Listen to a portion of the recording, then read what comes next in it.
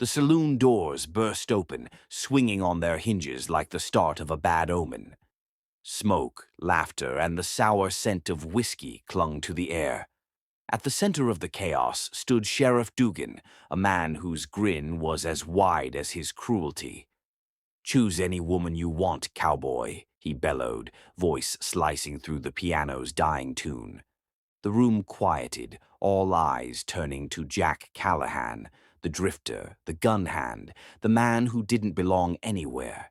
Jack's coat was dusted with road dirt, his face half hidden beneath the shadow of his hat.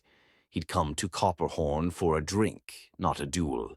But a rigged poker game and the sheriff's foul humor had cornered him into a trap. The townsfolk leaned forward, greedy for spectacle.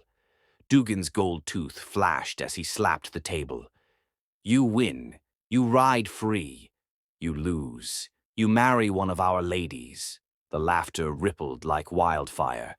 Jack studied his cards, then the sheriff's smug eyes.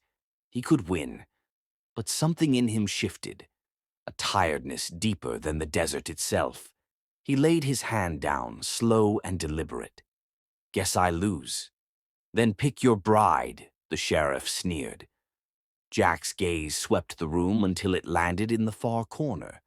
A heavy-set woman sat alone, shoulders hunched, eyes wide behind strands of hair that tried to hide her face. The laughter faded into a stunned hush.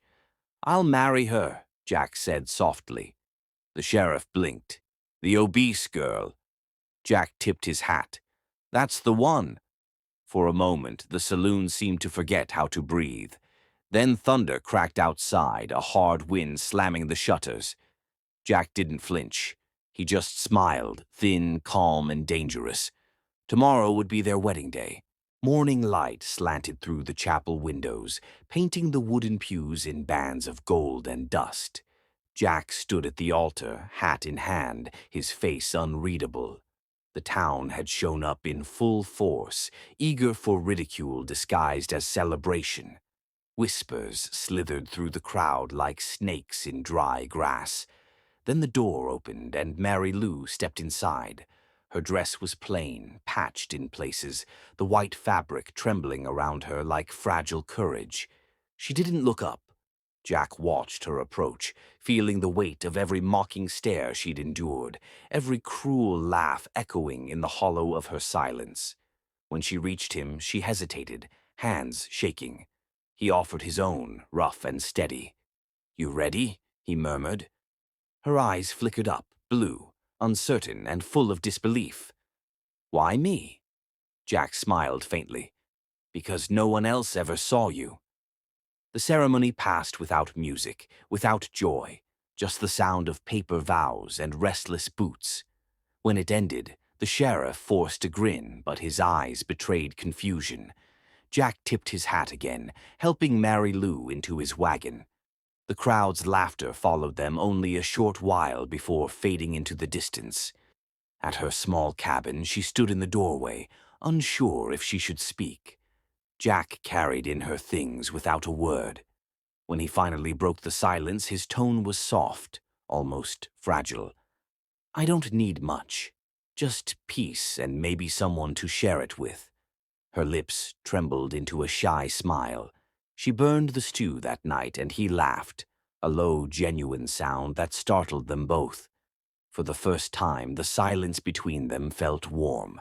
Then, in that quiet, came the distant echo of hoofbeats, growing closer.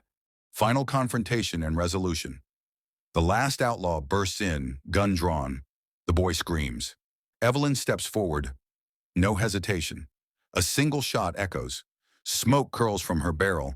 The outlaw falls. Her hands shake, but her eyes burn steady. Clayton places a hand on her shoulder. "You saved my family." Evelyn breathes hard. "Maybe I was meant to protect, even if I can't create." Emotional closure. Outside, the sun rises over the prairie, a wash of gold after the storm. Clayton's children run to Evelyn, clutching her hands, laughing, pulling her into their world of noise and warmth. One little girl presses a flower into her palm. Evelyn stares at it, tears finally falling. Not of grief, but release. Narrative reflection. Ending. Voiceover. Clayton saddles his horse, glancing back at her. Well, he drawls, reckon we could use another pair of hands at the Boone Ranch. Evelyn wipes her eyes, half smiling. And what'll the neighbors think? He shrugs. They'll think what they always do. That I'm lucky as hell. Closing scene. The camera pulls wide. Two riders heading toward the sunrise, children waving in the distance. The wind carries their laughter. The narrator's voice breaks through, low and thoughtful. Sometimes the family you lose ain't gone.